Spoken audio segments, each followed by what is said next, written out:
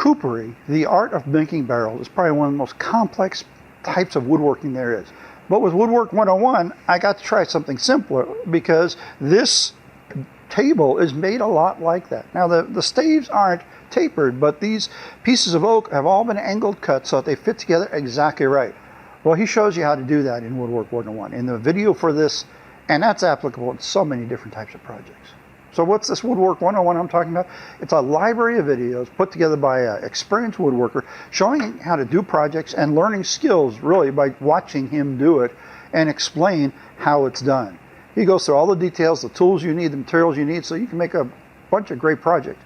Oh, and by the way, he's adding to the library 10 new videos every month, so it's not like it's going to run out real quick on you. You can just keep learning more and more like I am.